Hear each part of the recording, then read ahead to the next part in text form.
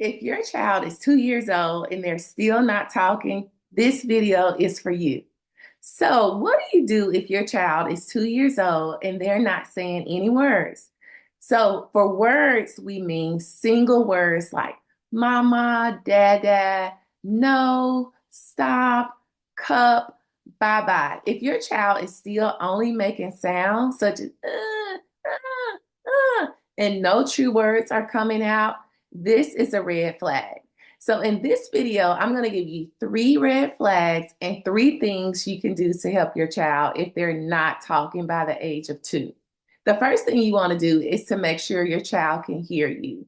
A lot of times we think that our child can hear, which they can hear, but what level can they hear us at? Speech sounds are produced at different frequencies, and sometimes children may have fluid on their ear, which prohibits them from hearing certain speech sounds.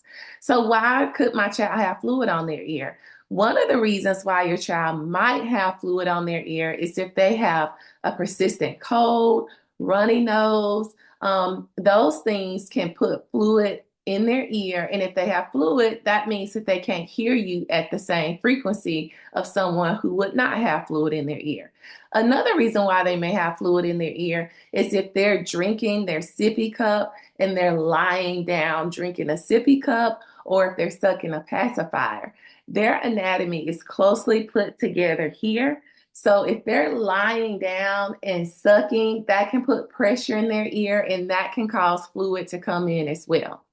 Another reason your child may not be talking by age 2 is because they cannot imitate actions. If your child is not waving bye-bye, if they're not clapping their hands on their arm, if they're not blowing kisses or making facial movements when you do them like, ooh, ah, oh, then this is a reason that your child is not saying any words. Because in order to say words, they have to be able to imitate actions and movements. That's a part of the language process. Another reason why your child may not be saying words is because they're unable to follow directions. If you say, oh, my child is ignoring me, I know they can hear me, but they just won't do it. If your child just sits there, they don't want any interaction from you or others, this is another red flag. So what should you do? If you think your child has fluid in their ear, you should reach out to an ear, nose, and throat specialist. This person can use something called a tympanogram to put in their ear to check the amount of fluid that they could or could not have. If your child has fluid in their ear, then they would recommend that you use antibiotics to clear the fluid. And if the fluid is not clearing, then they can put ear tubes in the ear. More than likely, when child receive bilateral ear tube placement, they start to imitate some words and true sounds such as ma, ma, ma, ma, ma, if they're babbling more, and then they'll start saying more words. So reach out to an ENT or ear, nose, and throat specialist. Okay, your child isn't imitating you. They're not clapping. They're not blowing kisses. They just won't wave bye-bye. Then I will consult with a pediatrician. This person can refer you to a speech language pathologist or an occupational therapist or a physical therapist. Because if your child isn't waving bye-bye, if they're not clapping, or if they're not moving their mouth, this could mean that they could have oral apraxia or limb apraxia. So oral apraxia is when they cannot imitate the movements. Ooh, ee, they have difficulty making the sequence pattern. As a speech language pathologist, we can help with that to make sure that they are able to blow, they're able to put their lips together.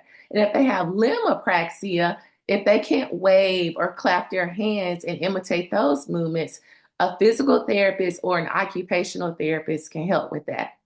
And the third thing is if your child is not following directions, a speech language pathologist can help with this as well.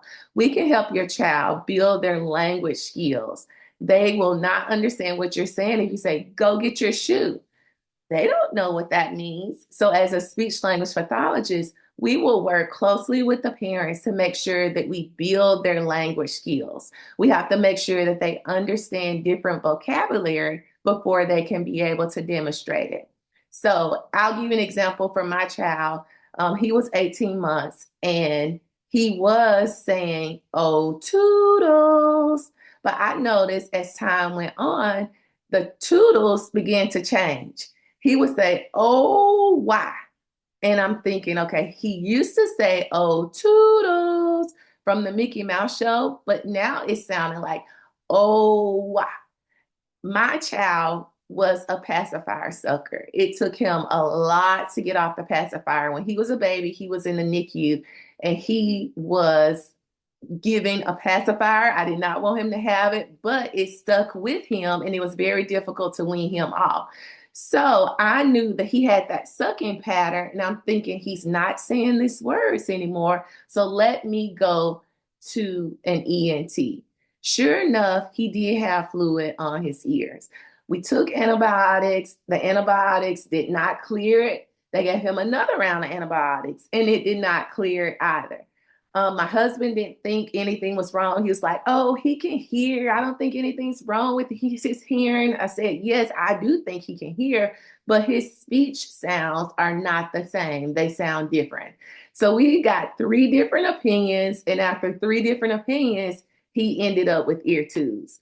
After he received ear tubes, I was diligent about getting in his face, making sure he could see my mouth when he said, "Oh, toodles." Not just "oh toodles," but any word, just to make sure that he could see the sounds that I was producing so that he could do it as well. Once he received ear tubes, everything was fine. I hope this video has been helpful for you. And if it has, please like, subscribe, and share with another parent.